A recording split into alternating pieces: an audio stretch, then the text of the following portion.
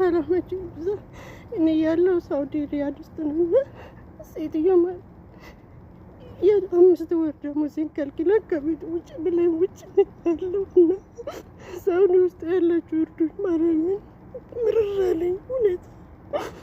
ሰው ወደ አይደለም ራሱ ማጥፋና ሀቢባ ጋር አድርሱልኝ። በእውነት ከቤት ውጭ ብላ አስወጣች። እርዱኝ በገብርኤል። ሳውዲ ውስጥ ያላችሁ ሪያድ ውስጥ ያላችሁ አሰላሙ አሌይኩም ወራህመቱላሂ ወበረካቱ።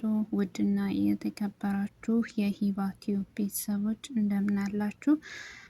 እንግዲህ በሚያሳዝን ቪዲዮ ነው ዛሬ የመጣሁት። ሁላችሁም ያው ሼር እያደረጋችሁ ለኤምባሲ እንድታደርሱላት ነው። ድምጽ ለመሆን ነው። ያው የሚዲያ አቅም ኖሮን ምናምን ሳይሆን በቃ ባለችን የሚዲያ አቅም ለመተባበር ነው እና ወዶችዬ ሼር እያደረጋችሁ ለዚች ለልጅ ፍትህን ጠይቅላት። ስደትን የሚያውቅ እንግዲህ በጣም ከባድ መሆኑን ያው ሁላችንም ስደት የምናውቅ ሰዎች እናውቃለን። እና የስንት አመት ደመወዟን ሳትሰጥ ሴትዮ አውጥታ ጣለችኝ ነው እያለች አለችው። እና ውዶችዬ ቢያንስ ለነ ሀቢባ ለነ ሙኒት እንዲደርስላቸው ሼር በማድረግ እንዲሁም ደግሞ እውቅና ያላችሁ ሚዲያዎች አሰራጯት፣ የልጅቱን እንድትረዳ ማለት ነው። እና ሰሞኑ በቃ በሚዲያ ላይ የምንሰማቸው ነገሮች በጣም የሚያሳዝኑ ናቸው። ለዛውም በቃ በሳውዲ አረቢያ ላይ እንደዚህ አይነት ነገር መፈጠሩ በጣም ነው የሚያሳዝነው። የእኛ ድክመት ያው ኤምባሲዎቻችን ለኛ በስነ ስርዓት ድምጽ ስለማይሆኑልን ነው እንጂ ማለት ነው። የሌላ ሀገር ዜጎች ቢሆኑ ደሞዛቸው አይደለም ወር አይደለም የብዙ አመታት ሊይዙባቸው ይቅሩና 1 ወር ካለፈ ራሱ በፍርድ ቤት ነው የሚከሷቸው። ኤምባሲዎቻቸው በጣም ለዜጎቻቸው ያላቸው ከፍተኛ ሚና በጣም ነው የሚያስደስተው፣ የሌሎች ኤምባሲዎች ማለት ነው። እና ኢትዮጵያውያን ላይ ለምንድን ነው ይሄ ሁሉ በደል? በሀገርም በውጭም በቃ ሁሌ እኛ ተበዳይ ሆነን የምንኖረው እስከ መቼ ድረስ ነው? በጣም ነው የሚያሳዝነው። ኤምባሲዎች አሁን እቺ ልጅ በብዙ የቲክቶክ ሚዲያዎች ላይ አሰራጭተዋታል። ያው ወደ ዩቲዩብ አላየኋትም በእርግጥ ግን እስካሁን ድረስ ድምጽ የሆነላት ሰው የለም፣ ለኤምባሲዎች ያደረሰላት ሰው የለም። እና ሁላችንም እንተባበራት። በጣም ነው የምታሳዝነው። ሁላችንም ያው ስደት ላይ ያለን ሰዎች ነግበኔ ነው እና ያው ያለንን አቅም ተጠቅመን ትልቅ ደረጃ እንድትደርስ እና ደሞዟንም በአግባቡ እንድትሰጥ ድምጽ እንሆናት። ለሌሎችም ሼር በማድረግ ተባበሩ ላለው ውዶችዬ። ስደት ላይ በጣም የሚያሳዝነው ነገር እኛ ኢትዮጵያውያን ለምንድን ነው የማንተባበረው? ወላሂ ሌሎች ሀገር ዜጎችን ሳይ በጣም ነው የምቀናው። ትብብራቸው ደስ ይላል። አንዱ በአንዱ በኤምባሲ ደረጃ የሚሆን በዜጋ ደረጃ የሚሆን የእኛ ህይወት ግን በጣም ነው የሚያሳዝነው። በሀገርም ደስታ የለንም፣ በሰው ሀገርም ደግሞ እንደዚህ አይነት ነገሮች እየተፈጠሩ ነው እና ህይወታችን ያሳዝናል።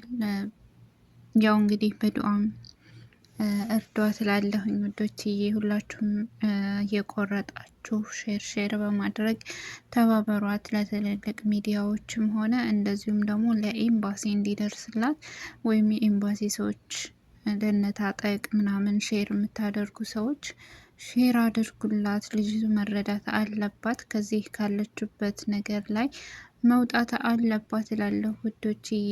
እንግዲህ ሌላም ቪዲዮ አለ፣ በጣም የሚያሳዝን ቪዲዮ ነው።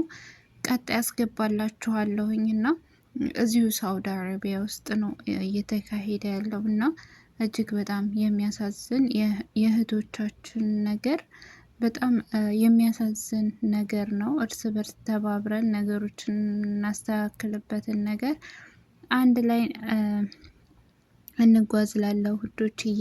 ቀጣዩን ቪዲዮ ላስገባላችሁ። قومي قومي قومي، انا ما ابغى امسكك. قومي يلا قومي قومي قومي يلا. أقول قومي. قومي خلاص قومي. أنا سهر. كلنا مسحورين. قومي يلا قومي قومي حبيبتي قومي يلا. أوكي. يلا سهر. يلا قومي. سرى. كفاية تمثيل قومي يلا. سرى. يلا قومي. ሌላው ቪዲዮ ደግሞ በጣም የሚያሳዝነው ደግሞ የዚች የልጅ ነው። ይሄም እዚሁ ሳውዲ አረቢያ ውስጥ ነው እና ልጅቱ ያው ይመስለኛል እንደ ሲህር ነገር ተደርጎባት ነው ስራ እንዳትሰራ ማለት ነው። በጣም በሚያሳዝን ሁኔታ ያው መዳም ናት ቀርጻ በሚዲያ ላይ የለቀቀችው። በጣም ነው የምታሳዝነው። አላህ ያድናት፣ አላህ ያሽራት።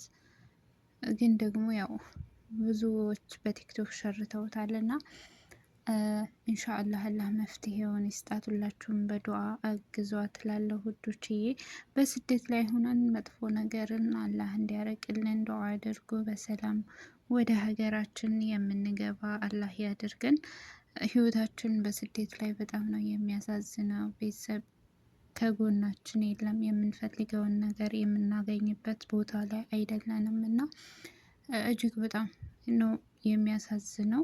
አላህ በሙሉ ጤንነት ከሀገር እንደወጣ ነው ሁሉ በሙሉ ጤንነት ለሀገራችን ያብቃን ውዶችዬ። እና ባለን አቅም ደግሞ ስደት ላይ ያለ ነው እየተባበርን እርስ በርስ እየተረዳዳን እንቆይላለሁ። የታመመው እንዲድን እንዲሁም ደግሞ በዱአችን በብር ብቻ አይደለም እገዛ። በብርማ የመዳም ቅመሞች በጣም ነው የሚተባበሩት። የሆነ ሰው ታመመ ሲባል ምንም ሲባል ሩጠን የምንገኘው እኛ ነን እና እኛ ስንታመም ግን ማንም ደግሞ ዞሮ አያየንም። የብስ ደግሞ መሳለቂያ እንደዚህ በቃ በጣም የሚያሳዝን አይነት እንትን ነው የሚሰጡንና ውዶችዬ ራሳችሁን እየጠበቃችሁ ከፈጣሪ በታች ያው ራሳችሁን የምትጠብቁት በስደት ላይ ራሳችሁ ናችሁና አላህ ይጠብቃችሁ። ያው በተረፈ ደግሞ በእምነታችሁም ጠንካራ እንሆን እላለሁ ውዶችዬ። ባላችሁበት በምታምኑት እምነት ጠንካራ መሆን አለባችሁ። እንደዚህ አይነት ነገሮች እንዳያጋጥሟችሁ ማለት ነው። በእርግጥ ይሄ ነገር የተጻፈልን ነው የሚቀርልን ነገር የለምና፣ ግን ደግሞ በእምነታችን ጠንካራ ከሆነን የማያልፍ ነገር የለም። አላህ ስደት ላይ ከመጥፎ ነገር አላህ ይጠብቀን እላለሁ ውዶችዬ። በጣም ነው የሚያሳዝነው። ሁለቱም ቪዲዮዎች በጣም ነው ያሳዘኑኝ። ያው የመጨረሻው ቪዲዮ እንግዲህ ዱዓ እንድታደርጉላት አላህ እንዲያሽራትና አላህ ከቤተሰቦቿ ጋር በሰላም ሙሉ አቁሏን መልሶላት በሰላም ከቤተሰቦቿ ጋር እንድትመለስ ዱዓ አድርጉላት። ይመስለኛል ጠለብ ነው ያለችው።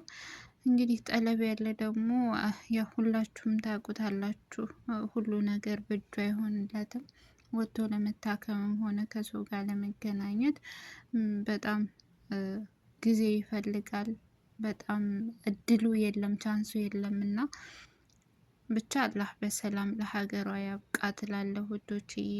ራሳችሁን እየጠበቃችሁ ከፈጣሪ በታች ለራሳችሁ ያላችሁት ራሳችሁ ናችሁ። በየቦታው ባላችሁበት አላህ ይጠብቃችሁ። የዛሬው ቪዲዮ ይህን ይመስላል። ያው በዱዓ በጸሎት አንረሳሳ። መልካም ቆይታ